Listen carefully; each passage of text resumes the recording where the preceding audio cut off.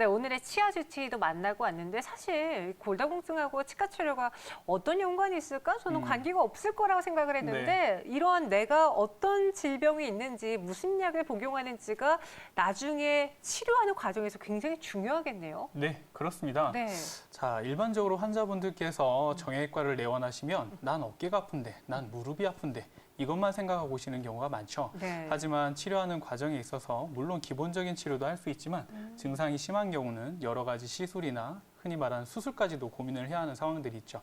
하지만 평상시에 복용하시는 약이 어떤 약이 있느냐에 따라서 네. 이런 시술이나 수술을 미뤄야 하는 경우도 있고 하면 안 되는 경우도 발생하기도 합니다. 네. 그래서 환자분들께서는 항상 본인이 드시는 약이 있으시면 그 약을 꼭 챙겨서 알려주시는 게 치료 방향을 결정하는 데 굉장히 도움이 될 수 있습니다. 그렇기 때문에 뭐 주변에서 그 아줌마는 이렇게 치료해서 나았대라는 말을 다 들으시면 안 되는 게 내 몸 상태가 네. 컨디션이 어떤지 중요하니까 그냥 지레짐작하지 마시고 정확하게 검진 받고 치료 과정을 우리 원장님과 함께 이야기하면서 세워보도록 하는 게 좋겠네요. 네, 그렇습니다. 네. 자, 오늘 건강 스페셜 김방현 원장님과 함께 어깨 질환에 대해 알아보고 있습니다. 네. 앞서 회전근개 파열에 대해 쭉 얘기를 해봤는데요.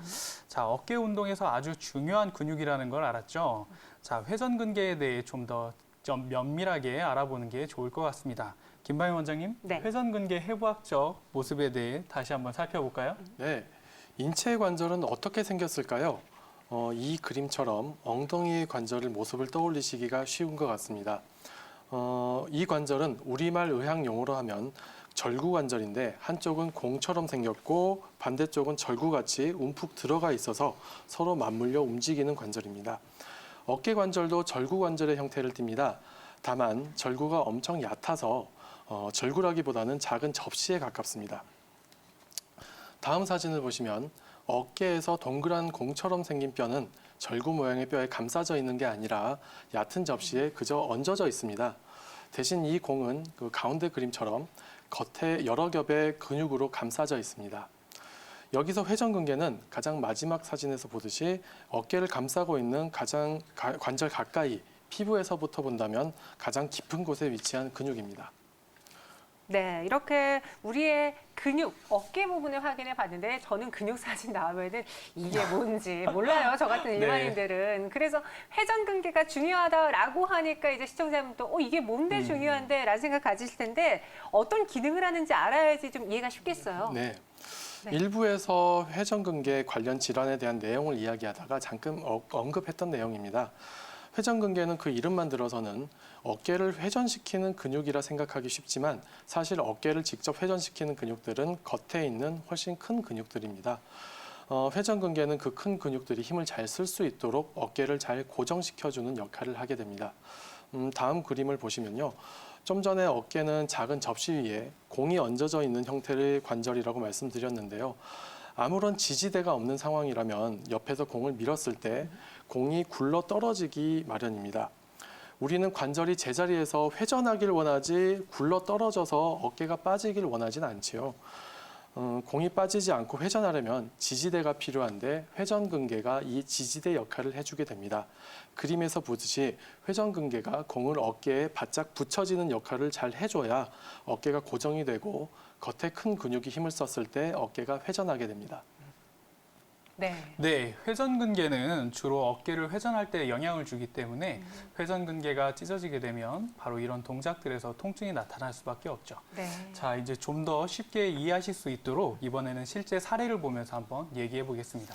네, 이 사진을 보시면 옆에 분은 왼팔을 들고 있는 게 아닙니다. 왼팔만 들고 있는 게 아니라 양팔을 모두 있는 힘껏 들어 올리시는 중이십니다. 네. 자세히 보면 오른쪽 어깨 윗부분이 봉긋하게 솟아있는 것을 볼 수가 있는데요. 겉에 큰 근육들은 열심히 어깨를 밀어서 돌리려고 하는데 회전근개가 어깨를 잘 고정해주지 못하다 보니까 어깨가 밀리기만 하지 들어 올려지지는 않는 상태입니다. 간혹은 회전근개가 모두 손상되었지만 혼자서 팔을 잘 올려주시는 분들도 계십니다. 그런 분들은 이제 적응력이 굉장히 좋으신 분들인데요. 몸을 지지대 삼아서 대신 회전근개 대신 몸을 지지대 삼아서 들어 올리시는 분입니다. 그렇다고 해도 그분들이 팔을 쭉 펴서 이렇게 몸에서 팔을 떨어뜨려서 큰 그리듯이 들어 올리지는 못하십니다. 이처럼 아프지는 않지만 팔을 들어 올리지는 못하는 경우는 이미 회전근개가 심하게 손상된 이후의 상태이고요. 병이 진행되는 과정에서는 팔을 들어 올릴 수는 있지만 힘이 점점 떨어지게 되고 이 과정에서 통증이 동반되기도 합니다. 네, 제가 저 사진을 보니까 생각이 나는 건데 저희 할머니 우리 네. 예전에 이제 욕실 청소를 하다가 살짝 미끄러지시면서 네, 어깨를 부딪혔는데 처음에는 그냥 간단한 치료로 가능할 줄 알았는데 생각보다 우리 젊은 친구들보다는 그 치유 과정이 기간이 길어지더라고요. 네. 실제로 이제 고령층의 분들이 환자분들이 좀 더 소요 기간이 길지 않을까요? 네, 그렇습니다. 네. 아무래도 회전근개나 힘줄이라는 것도 우리 몸의 인체 조직이기 때문에 나이가 들면서 조금씩 약해질 수밖에 없습니다. 네. 그러다 보니까 젊은 분들에 비해서 연세 많으신 분들 같은 경우는 잠깐 주저앉는다거나 네. 설석 주저앉는 것만으로도 아. 이런 힘줄이나 인대의 손상이 크게 발생하는 경우가 있죠. 그러다 보면 약해진 힘줄을 치료를 해야 되기 때문에 역시 그 치료 기간이나 방법도 많이 복잡하고 길어지게 되는 경우가 많습니다. 안 다치게 가장 네. 조심하는 게 좋겠지만 다친다면은 네, 그렇죠. 좀 시간이 걸리더라도 확실하게 치료를 하고 넘어가는 네. 게 나중에 이제 재발을 안 되도록 도와줄 수 있는 방법이겠고요. 맞습니다. 그럼 이 회전근개 건강을 위해서 안 찢어지게만 하면 괜찮은 건지 그것도 궁금하네요. 찢어지지만 않으면 뭐 대부분의 일이 해결되긴 하겠지만 사실 회전근개에 생기는 병의 종류는 일반적으로 세 가지가 있습니다. 닳거나 방금 말씀했던 찢어지거나 아니면 석회가 끼거나 많이 쓰다 보니 닳아서 생기는 질환들이 대부분을 차지하고요. 다쳐서 찢어지는 경우가 있으며 주로 힘줄 부위에 석회가 생기는 질환이 있습니다. 드물게는 신경 손상에 의한 회전근개 기능 저하, 화학작용으로 인한 회전근개 융해증 등도 있긴 하지만 굉장히 드문 거라 여기서 다루지는 않아도 될 것 같습니다. 네, 회전근개가 닳거나 찢어지거나 석회가 끼거나 이 세 가지 질환이 아주 대표적인 질환입니다. 네. 자, 먼저 회전근개가 닳는 경우 어떻게 회전근개 손상이 발생하는지 한번 알아보겠습니다. 네, 우리 몸의 모든 부분이 그렇듯 회전근개에도 수명에는 한계가 있습니다. 많이 쓰다 보면 상하죠. 그런데 개인차는 아주 심한 편입니다. 어떤 사람은 어깨를 많이 쓰지도 않았는데 회전근개가 다 손상된 경우도 있고 어떤 사람은 누가 봐도 어깨를 많이 쓰고 살았는데 회전근개가 멀쩡하기도 합니다. 이것은 크게 선천적인 두 가지 요인 때문에 이런 차이가 발생하게 됩니다. 첫 번째는 우선 타고난 내구성의 차이입니다. 누구는 피부가 약하고 누구는 피부가 강하듯이 타고난 힘줄이나 인대도 각자 내구성이 다르게 됩니다. 안타깝지만 아직 이 부분을 해결하기 위한 뾰족한 방법은 없습니다. 다만 단계적인 근력 운동을 잘 하면 호전시킬 수는 있다고 생각합니다. 두 번째로는 어깨 구조의 차이입니다. 이 역시 타고나는 부분이지만 이 부분은 의사의 도움을 받아 개선시킬 수 있습니다. 다음 사진을 보시면요. 어떤 사람은 회전근개가 움직이는 공간이 너무 비좁게 타고납니다. 저 그림에서 보이는 오른쪽의 경우에 해당하는데요. 왼쪽의 그림에서는 회전근개가 비교적 자유롭게 움직일 수 있는데 오른쪽은 길이 좁다 보니까 움직이면서 부딪히는 경우를 표현한 그림입니다. 회전근개도 좁은 길을 다니다 보면 뼈와 부딪혀서 자꾸 닳게 되고 결국은 찢어질 수도 있습니다. 이때 뼈와 회전근개가 충돌한다고 해서 이런 현상을 충돌증후군이라고 합니다. 때로는 나이가 들면서 이 길이 더 좁아지는 경우도 있습니다. 뼈가 자라나온다든지 인대가 딱딱해진다든지 해서 젊었을 때는 없던 충돌증후군이 생기기도 합니다. 힘줄이 너무 부딪혀서 통증이 오래 지속되거나 회전근개 손상이 진행하는 경우라면 좁은 길을 확장하는 수술의 도움을 받을 수도 있습니다. 이러한 수술을 견봉 성형술이라고 하며 최근에는 대부분 크게 절개하지 않는 관절경 수술로 행해지고 있습니다. 네, 아프다고 해서 또는 회전근개가 지나가는 공간이 비좁다고 해서 모두가 수술을 필요로 하는 것은 아닙니다. 네. 하지만 수술을 꼭 해야 하는 경우가 있죠. 자, 어떠한 경우에 수술이 꼭 필요한지 그리고 그때 하는 수술의 목적은 무엇인지 한번 들어보시겠습니다. 네, 회전근개의 상태에 따라 치료법이 많이 달라지게 되겠습니다. 먼저 건강한 회전근개 모양을 먼저 보여드리겠습니다. 사진을 보시죠. 저 위에 보이는 가장 위에 있는 그림이 건강한 회전근개입니다. 매끈한 힘줄과 이 힘줄에 영양을 공급하는 핏줄이 비쳐 보이게 됩니다. 손상이 시작되게 되면 점점 상하기 시작해서 왼쪽 그립처럼 보풀이 일어나는 단계가 지나게 되고요. 저 단계를 지나게 되면 힘줄이 얇아지고 흐물흐물해진 상태를 넘어서기도 합니다. 이미 힘줄이 흐물흐물해지기 시작하면 수술 외에는 답이 별로 없습니다. 네. 그리고 좀 더 진행돼서 가장 오른쪽의 사진처럼 완전히 찢어지게 되면 당연히 수술을 받아야 되는 상태가 되겠습니다. 네, 이렇게 지금 건강한 회전근개 또 수술이 필요한 회전근개를 봤는데 그러면 이들 수술할 때 관절경 수술을 한다고 했잖아요. 네. 어떻게 진행하는지 영상 준비했다고 들었어요. 영상 네. 보면서 이야기 나눠볼까요? 네. 예, 네. 동영상 같이 보시겠습니다. 관절경으로 회전근개를 봉합하는 방법도 여러 가지인데요. 지금 보여드릴 방법은 제가 주로 사용하는 더블로우 수처 브릿지라는 두 줄 봉합 방법이 되겠습니다. 어깨 깊은 곳을 보면 찢어진 회전근개가 보입니다. 구멍을 뚫고 기구를 집어넣어서 끊어진 회전근개의 모양을 확인합니다. 힘줄을 잡아당겨 보면서 어떤 모양을 꼬맬지 감을 잡습니다. 계획이 서면 봉합을 시작하게 되겠습니다. 우선 뼈에 나사를 삽입하게 되는데 이 나사에는 실이 달려 있습니다. 저 실을 이용해서 앞으로 우리가 저 찢어진 회전근개를 다시 뼈에 붙여줄 겁니다. 특수한 기구를 이용해서 회전근개의 실을 통과시킵니다. 작은 구멍만으로 수술을 진행하는지라 생각보다는 실을 다루는 방법이 다소 복잡해 보입니다.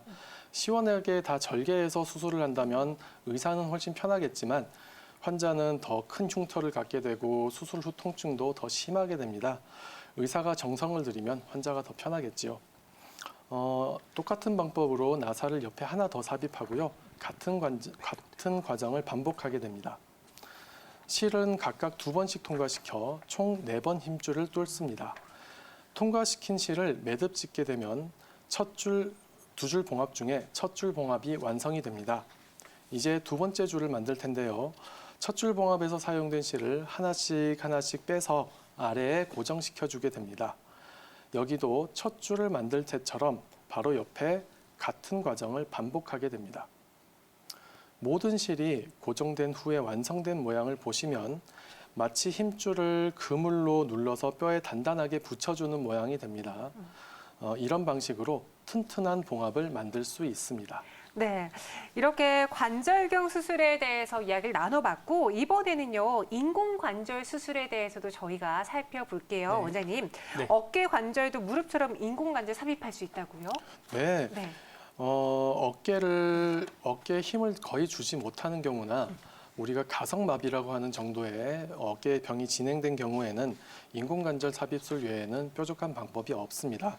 다만 인공관절 같은 경우에는 앞서서 우리가 살펴본 바와 같이 관절경 수술로는 행해질 수가 없고 적어도 검지손가락 길이 정도의 절개가 필요한 수술입니다.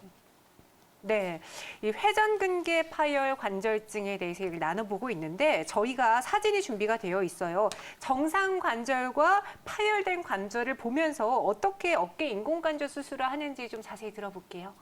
네, 정살관절 같은 경우에는 네. 사진이 회전근개 파열 관절증 사진을 보여주시면 되겠는데요. 네, 이런 경우에 정상관절 같은 경우에는 저 그림에서 보이듯이 위에 견봉뼈와 어깨 관절이 부딪히지 않습니다. 사이에 회전근개 근육이 껴있기 때문인데요.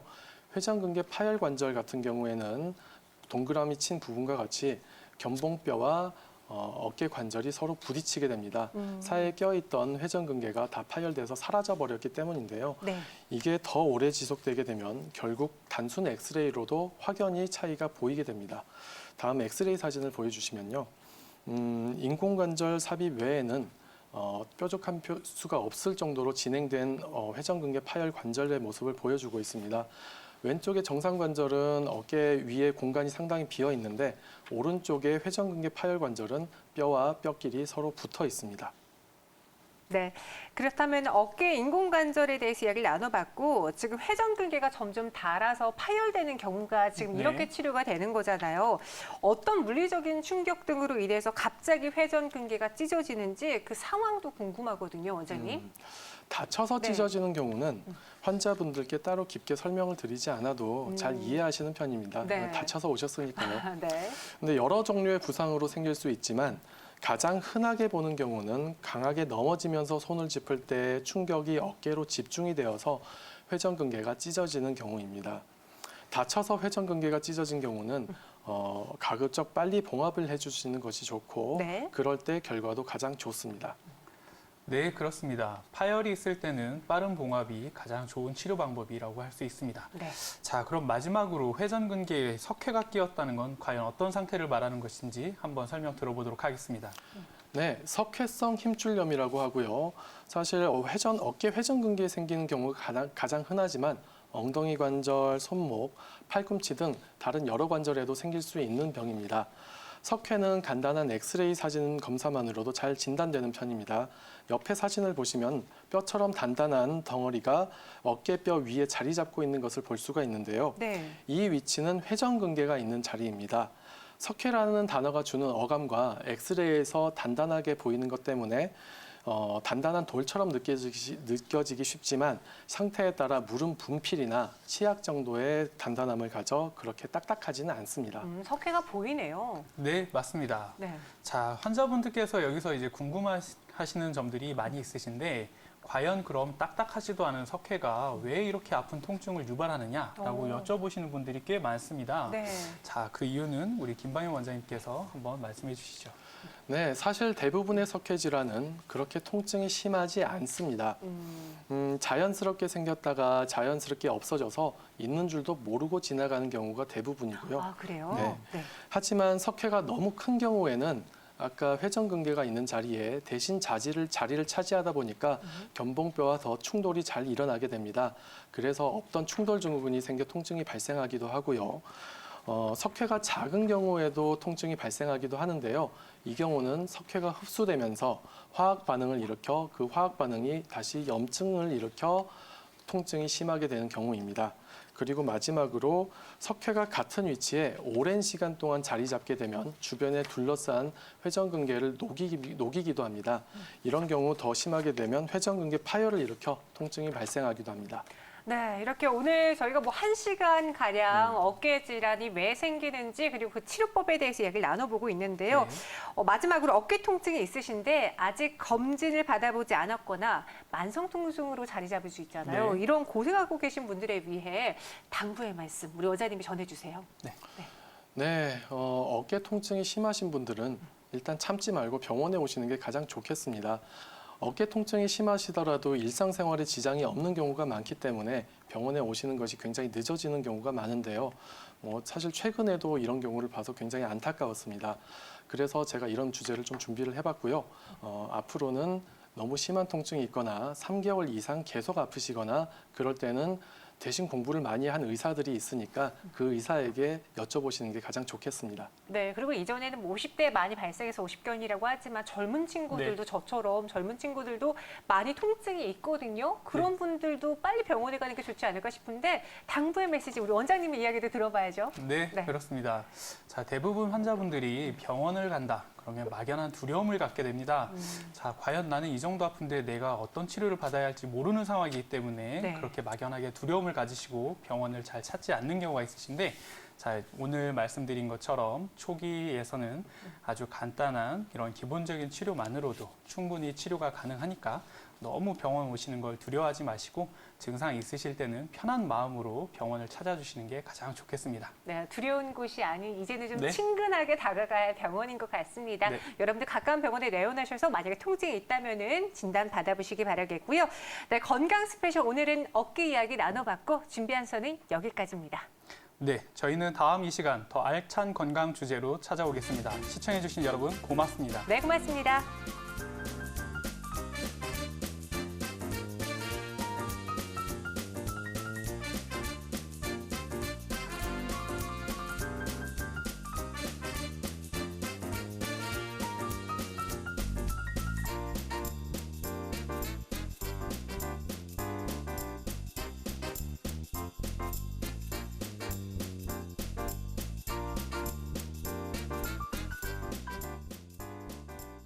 본 방송은 의료 정보에 대한 제공일 뿐 의료 정보에 대한 과시는 위험을 초래할 수 있고 모든 치료에는 부작용이 동반될 수 있습니다.